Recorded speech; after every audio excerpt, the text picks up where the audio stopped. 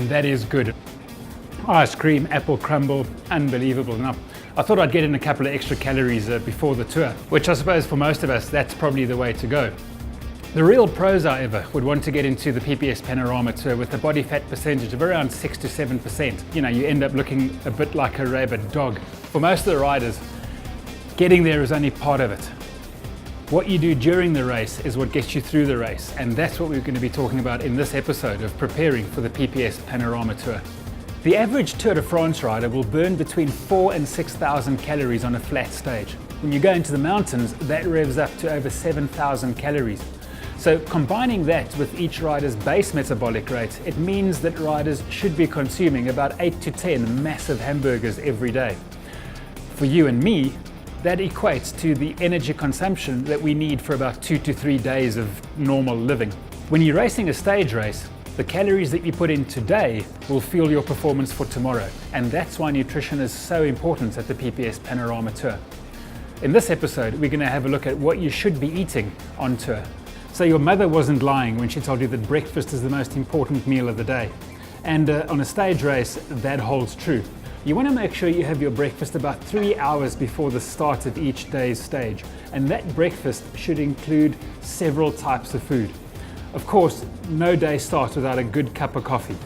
And along with that, you want to make sure that your breakfast contains some roughage, some fruits, muesli, and a fair amount of protein. You're not calorie counting, you're stocking up now for your energy needs over the next couple of hours. So smash a really good breakfast about 3 hours before the start of the stage. Studies at the Tour de France show that riders are eating less on the bike, and it could be because the intensity of racing is that much higher than it was a couple of years ago. It means that your pre-race snack, half an hour before the start of the race, is becoming more and more important because it's more difficult to eat whilst on the bike. So what you want to make sure is you've got some kind of pre-race snack that you can consume just after your warm-up. Something like rice cakes with honey, maybe a yogurt, something that's light on the stomach but that buffers that calorie count in your system ready for the day's racing. So the race starts and you're spending a couple of hours on the bike, which means that your nutrition on the bike is what gets you through the stage. And there are two schools of thought on that. You've got caffeine gels, energy bars, and that kind of food that you can eat on the bike that definitely gives you the energy boost. You also have access to real food. At the water points and water tables, there will be some of that, bananas, banana bread, sweets and savory snacks.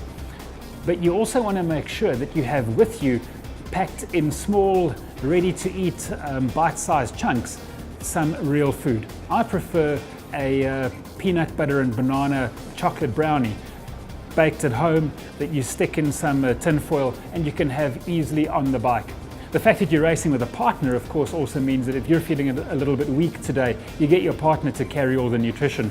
But you want to make sure that while you're on the bike, your energy levels never drop, you don't bonk, and you don't allow your blood sugar to drop too low before topping it up again. Of course, your liquid nutrition is also important because you want to stay hydrated whilst on the bike. And there I suggest having 2 bottles, one with plain water in and one with an electrolyte energy drink. That should keep you going throughout the stage and keep you topped up and fueled for tomorrow's stage. So your stage is finished, you've just about collapsed at the finish line, you've been picked up by your riding partner, and now the next phase of your nutrition begins, and that is your post-race recovery nutrition. Some folks swear by an ice-cold beer, and in fact we see a lot of that at the PPS Panorama Tour. Guys hang around for hours at the race village, have a couple of coffees, have a couple of beers, but what you do straight off the bike affects your performance tomorrow. I prefer, believe it or not, an ice-cold double thick milkshake with a double shot of espresso. And there is tons of anecdotal evidence proving the recuperative abilities of ice cream. So give that one a shot. What you want to make sure you have in your post-race recovery nutrition though is at least 25 grams of protein. So, the guys who smash a boerewors roll are probably not too far off the mark. Remember though, that what you eat straight off the bike affects your performance in stage 2, stage 3, and that time trial in stage 4. Of course, the last piece of your nutrition puzzle is dinner. And you want to make sure you don't have dinner too late in the evening because that could affect your sleep. So, early evening around 6 o'clock, you want to make sure you get a really hearty meal in.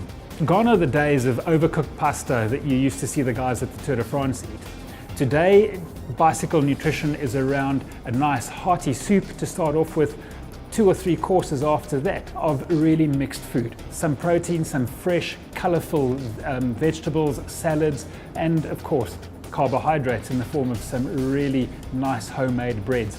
Feel free to put some butter on. Remember, you're not counting calories, you're fueling for tomorrow's stage. Just keep it balanced and make sure you keep eating. Calorie counting is for the pros, not for those of us trying to get through a stage race where we're spending lots of calories. Keep the rubber side down. Next time we get together, we're going to talk all about racing with pairs with an in-studio guest.